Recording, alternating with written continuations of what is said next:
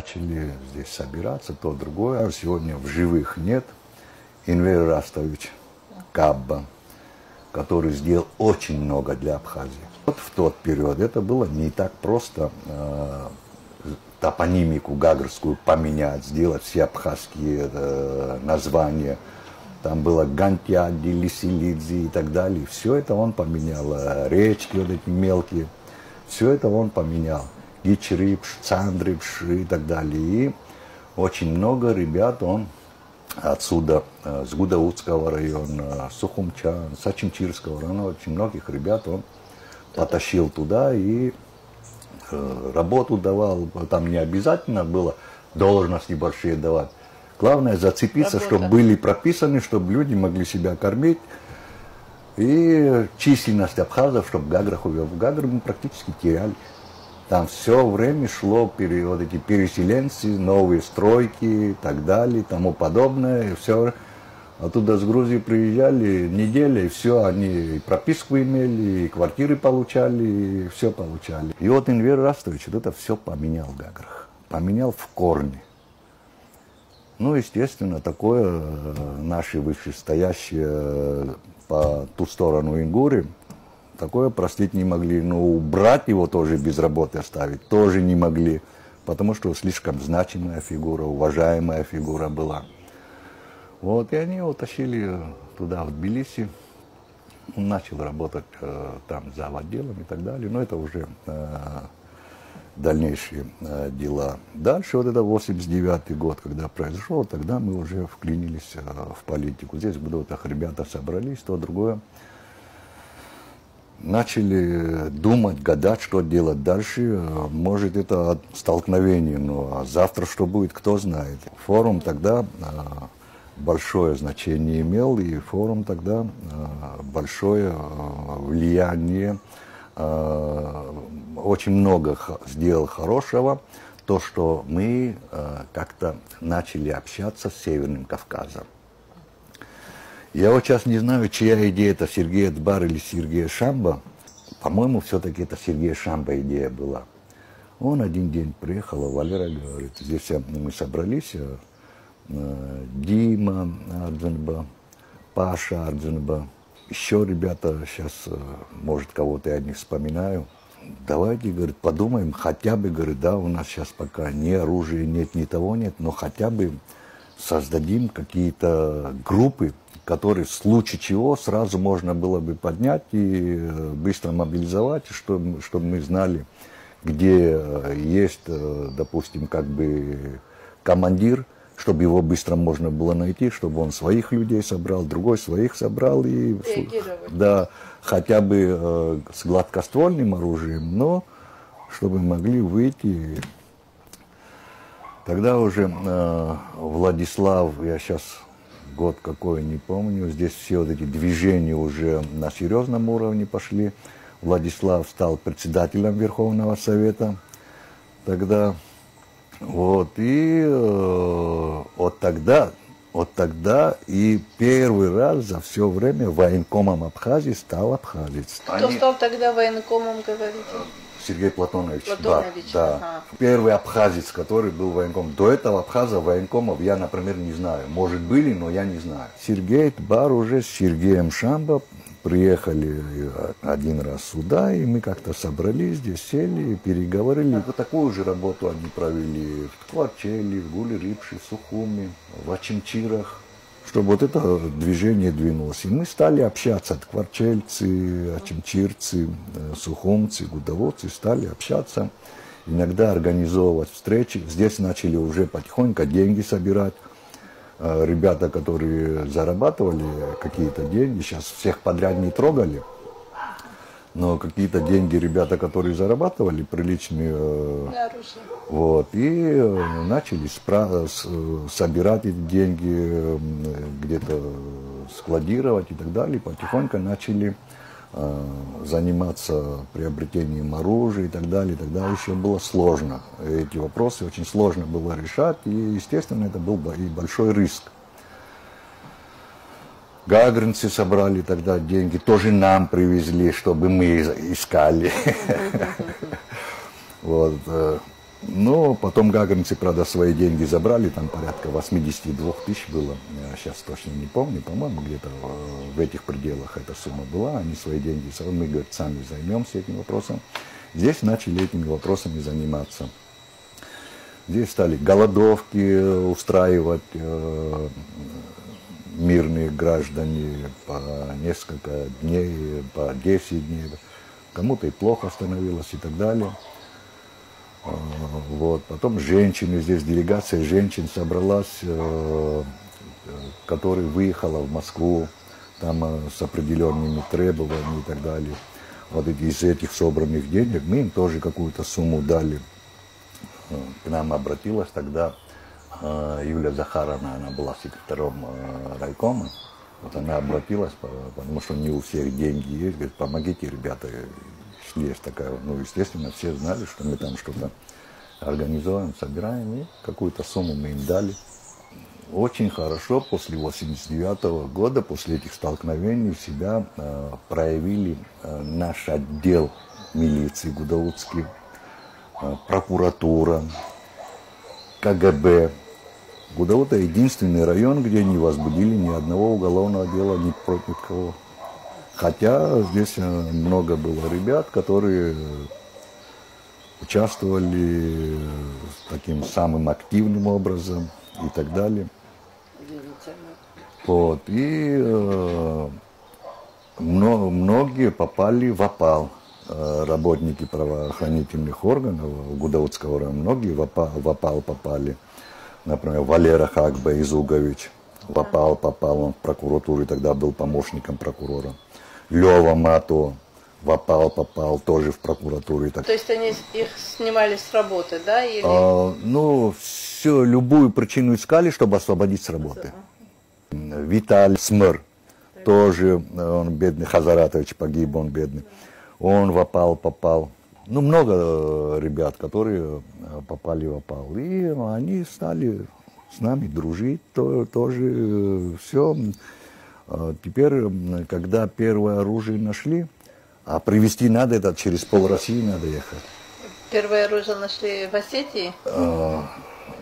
Сейчас я не буду называть, где нашли, потому что многие люди работают, то другое, и не знаю, как это может обернуться. Все равно это телевидение не только мы смотрим. Вот, нашли первое оружие, и наши работники, здесь был один осетин, работал в правоохранительных органах, и Толик Алексеев был такой шустрый парень был, Гарик, бедный Жиба, молоденький тоже в правоохранительных органах работал. Вот они в форме и так далее едут, ну, а коллега коллегу не останавливает, и нам так привело. Потом подвернулось. А сколько было тогда оружия? Много? Тогда нет, тогда много невозможно было возить. По 3-5 стволов, 10 стволов, а больше... Вы так начинали? Да. Вот, гранаты собирали, патроны. Где-то возможность такая подвернулась, и Паша Арденба нашел какие-то концы по снарядам. Он выехал туда, все эти вопросы решил, и перед ним поставили условия. Прямо сейчас сразу вывози, говорят. Как неподготовленный, ничего, не это. Либо второй возможности у нас не будет. Сейчас пока есть возможность, забирай. А это полная фура. Это не один, не два, а полная фура. Вот сейчас, правда, он поехал туда с деньгами. Вот сейчас с нами рассчитывайся и забирай. И тогда он им говорит, ну какую-то сумму, я с вами рассчитаюсь, говорю, ну какую-то сумму оставьте мне, чтобы я мог эту фуру прогнать. Потом, что не хватает, мы довезем вам и так далее. Ну, пошли навстречу, довозить тоже, говорят, не надо. И Паша вот эту фуру через пол России сзади маскировкой загрузил, привез сюда порядка 300 снарядов Нурса. Это если его где-то кто-то по трассе остановили бы, тогда еще Советский Союз, еще законы по инерции строго работали. человек мог пожизненное получить. И когда он приехал с этим, всем этим, тогда еще мобильных телефонов не было. Это какой год сейчас? Это вот где-то 90-е, где-то вот. 90. Вот, Ну, и, после столкновения, да, да, после 89. вот, и Паша эту фуру пригнал. Теперь эту фуру мы, правда, на границе мы там его встретили, уже все вместе ехали. И разгрузили эту фуру, все. Ну, естественно, сразу после этого мы собрали, вместе с этой фурой нам осетины подсказали, как их использовать. Поделились мы с творчельцами и так далее, говорим, вот так вот, столько мы привезли. Ну, они говорят, дайте, а мы, говорят, продумаем варианты, как их запустить. Вот. И, осетины, с осетинами Дима и Паша дружили, с южными осетинами Дима Арзенба дружил. У осетин уже столкновение было. И они приспособление этому нашли и подсказали нам, что глушители от ЗИЛов 130-х по диаметру как раз подходит, чтобы делать, там батареи укреплялись, то другое, чтобы делать из них пусковые установки. Но мы со всей территории Абхазии все глушители скупили, чтобы делать эти установки. И потихоньку втягивались. уже втянулись, уже все. Уже на нас дела начали потихоньку заводить, информацию уже стали уходить. Но мы пока об этом ничего не знаем. И где-то просочилась информация, что в Прибалтике можно приобрести БТРы. Вот, Гена Айба и Дима Арзенба вылетели туда. Мы договорились, как по телефону разговаривать, что другое. Звонят оттуда, вопрос решаем, говорят. Но надо, напрямую не могут, через третью страну надо пропустить. Оттуда теперь... То есть через Россию не получается? Через Россию можно, в Абхазию, можно, да. Ага. Вот, прибалты же уже ушли. В Москве побоялись этот вопрос решать. И у Гению, и у Димы там в Свердловске, тогда еще Свердловск назывался, сейчас Екатеринбург, тогда Свердловск еще назывался, там какие-то концы были, они полетели туда. Там уже частные предприятия можно было делать, кооперативы. Вот эту технику они отгрузили. Там договорились, с теми договорились, еще надо, чтобы не кинули. Туда там привезут, а там скажут, это наше, на нас пришло. Потом как? А деньги-то не наши, не карманные, это люди собирали. За эти деньги отчитываться нужно. Договорились, все, что кидалов не будет, ничего не будет, что все это сюда придут. И отгрузили на Свердловск. Оттуда со Свердловска отгрузили на Москву. В Москве чеченцы, ребята, уже в Москву мы тоже прилетели. Гена и Дима прилетели в Москву. Мы тоже отсюда прилетели, я и Паша. У нас там друзья чеченцы были, которые занимали определенные места, хорошие, работали с уважением, с авторитетом. Вот они нам быстро организовали встречу этих вагонов, на чем были отгружены БТРы, перегрузку помогли нам быстро организовать и уже отгрузить на Гудаутский лесхоз. На Гудаутский лесхоз отгрузили. Почему? Потому что должна была быть организация. И ее оформляли везде как подвижная ремонтная мастерская техника высокой проходимости. И как раз моя организация под это подходила. Теперь государственные деньги тоже отправить их. Ну, мы тогда внесли на счет деньги с кооператива. Оттуда кооператив написал, что это приобретет себе. У нас кооператив свой был. Вот деньги перевели на лесхоз. И оттуда, когда эти же деньги потом перевели за эти БТРы.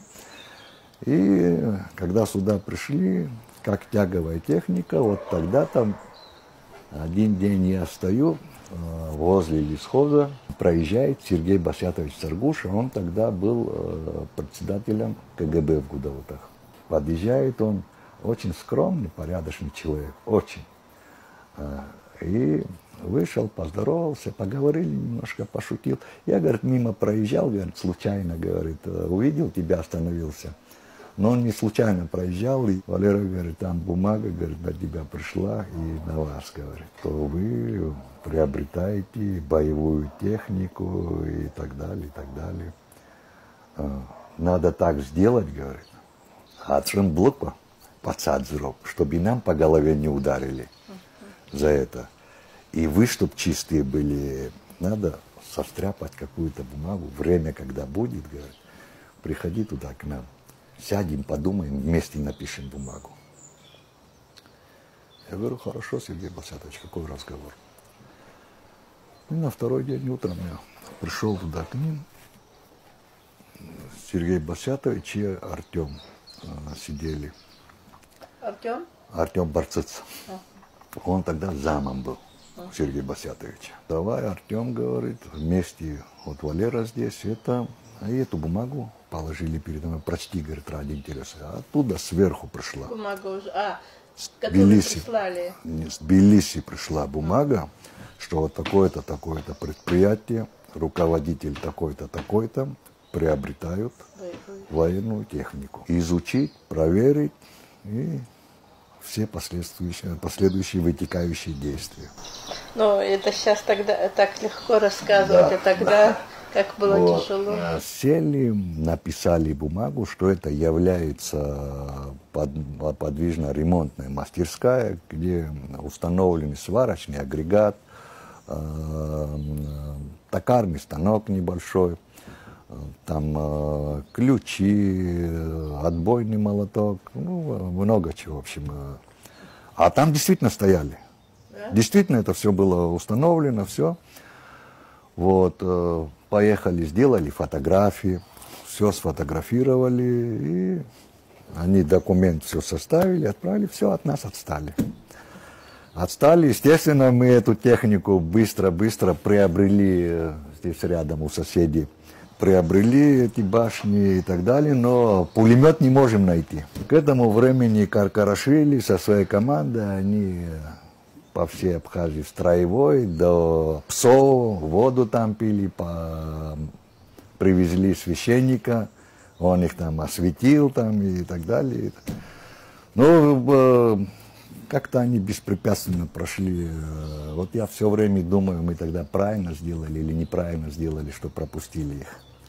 Вот не я один, все ребята думаем, что мы их до Псова и обратно пропустили. Но мы их все-таки в Гудаутах остановили. Не позволили им так проехать беспрепятственно, как они шли. Это уже какой год был? Все, уже перед началом войны, все, вот это, все эти процессы перед началом войны до хурейских столкновений. Мы их остановили здесь. Анатолий Авицба начальником милиции был. Он нас сильно поддержал тогда, подошел и говорит, что по территории Абхазии, как у себя. Правда, он нас попросил, вы не разговариваете, говорит, а швейцар, сырецкис, сасрацжот, и кто гирасет, говорит. А у нас, честно говоря, ребята вот так вдоль, слева, справа, вдоль дороги с оружием и все. У кого гладкоствольное, у кого нарезное. Вообще могли бы мы их побить там. Там у них, они в основном легковые машины были. Это не должно было стать поводом для войны, да. Конечно. Это все нас остановило, но все равно после войны вот думаем, может тогда нужно было. Не то чтобы хотела, нет, страх был. Честно говоря, страх был, конечно, страх был. Это страх. Во-первых, перебороть его надо было. Но все-таки человек как-то морально не настроен стрелять в другого человека и так далее. Вот эта психологическая борьба была, и все равно мандраж был. Откровенно говоря, страх был. Что-то, если началось бы, то, естественно, страх перебороли бы. Но вместе с тем избежать столкновения тоже хотелось, кровопролития и так далее. Конечно. Разум, да, тоже срабатывал. Вот я Анатолий Снатович сказал все как нужно, в жесткой форме, как положено. Каждый ваш шаг мы должны знать. В противном случае Чем может закончиться, никому не известно. Надеюсь, говорит, вы не сторонники войны, говорит. И мы тоже не хотим войны, хотим мира. Так что будьте любезны, говорит. Докладывайте каждый ваш шаг, во всяком случае, на территории Гудаутского района. Будете въезжать или выезжать, чтобы мы знали. До псов приехали, там водички попили, разместились в доме отдыха, неделю или 2 недели там они проводили время. А вы своими делами занимаетесь? А мы здесь своими делами занимаемся, но вместе с тем мы периодически в Гагры тоже выезжали. Тогда уже первым секретарем был Валерий Джорджевич Пильев. Ему говорим, не мандраж, мы тебе везде поддержку дадим, мы будем рядом. Но сам по характеру, по натуре такой. В конечном итоге и наши ребята тоже, сейчас я поименно всех не помню, что-то сдружились с этими мхедрионевцами, стали к ним ездить, чай попивать, там еще что-то, еще что-то. Вот и даже слух пошел, что там такие хорошие ребята. Какие могут быть хорошие ребята, которые с оружием в руках сюда пришли? И как завтра придут, еще никто ничего не знает. Ну, они потом отсюда выбрались. Без столкновений, без ничего. Дальше уже Али Кайба, Руслан Язычба уже в Гаграх после этого. Случай, когда эти мхедрионевцы сюда воевали. Али Кайба, Руслан Язычба, Виталик Сулава, Заурб Ганба. Но в основном там был Алик, в основном. И Виталик Сулава. Они создали там батальон. И посадили там... Небольшая воинская часть была, эта воинская часть оттуда ушла. И там они расположили наших ребят, создали батальон и расположили уже там наших ребят. Уже в Гаграх тоже подразделение создалось. Здесь мы установили уже в Сухуми 8-й полк, уже переименовали как бы полк для того, чтобы это узаконить. Владислав Григорьевич, председатель Верховного Совета, и чтобы эту всю ситуацию узаконить под видом внутренних войск. И вот это российское оружие, что там было, где расположили наш полк, это оружие все оставили. Это уже какое-то подспорье было, которое немаловажно было.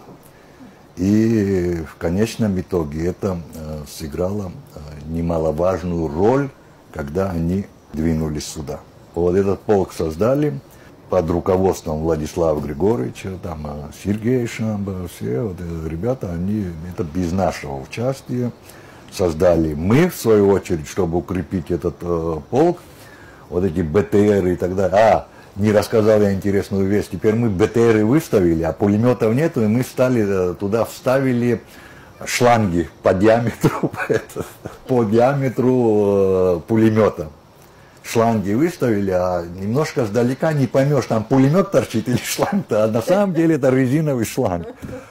С двух сторон так выставили, там шум, гам, вот БТРы выставили с пулеметами в Гудаутах против нас и так далее. Это резонанс дало. Да. Мы эти БТРы передали, естественно, 8-му полку, не 8-му, а внутренним войскам. Оба БТРа передали туда. Дальше Павел Лещук, Юра Ардзенба, они, Паша Ардзенба. Здесь хорошо наладили контакты с этими соседями. Тогда уже часть так уже практически уже не сильно. Они, да? Да, уже потихоньку сворачивались. Вот Лещук, я не знаю как он, но он к ним большое доверие дошел, Павел Лещук. Вот, и они там проводили учения и списывали боеприпасы. И эти патроны передавали Лещуку и Юре Ардзенбам. И на машине они уже, тогда уже Ломинадзе скинули уже, тогда уже Анкваба сделали министром внутренних дел, Вова Анцуповеди, когда выкинули этого ламинат, да. Вот, Анкваба посадили министром внутренних дел, и немножко мы уже вольно стали себя чувствовать. Не то чтобы вольно, а комфортно. Все равно как-то закон еще у нас сидели, то другое, пытались все это соблюдать. Паша Адзинба отдельно подружился там кое с кем, и 6 БТРов выкупили там. Не БТРов, да, вот здесь на месте, не БТРов, а БМП, 6 штук выкупили у них, а 6 БМП это уже тоже, да, и это БМПшки мы тоже, но ни одного снаряда не было. Эти БМПшки передали туда, но парочку здесь себе оставили. Наступил, все вот это движение, все дело велось, делалось. Конечно, Владислав Григорьевич, это сам Бог нам его послал. Его выдержки, его умению говорить. Он, я помню, на сессии Верховного Совета СССР, тогда он депутатом был, подготовил доклад. И ну, там практически депутатов-то человек 6-7 было от Абхазии тогда. Вот. Он свой доклад показал Тарасу Шамба. Тарас тоже был депутатом Верховного Совета СССР. Другим он не показал, с Тарасом он делился, то другое. Тарас говорит, Владислав, опасно, говорит, с таким докладом выступать. Говорит. Как это обернется, кто, говорит, знает, говорит. Против тебя, в смысле, за него переживал. Нет, говоришь, как бы ни обернулось, я свое, говорит, должен сказать. И он с этим докладом, когда выступил, он, ну, вот, и мы здесь такие окрыленные были. Во-первых, мы этого дня ждали, от телевизоров не отходили, и когда он это выступил, все это, мы такие окрыленные. Теперь все, сразу отсюда мы, несколько человек, Паша это все организовал, Паша Арзин был.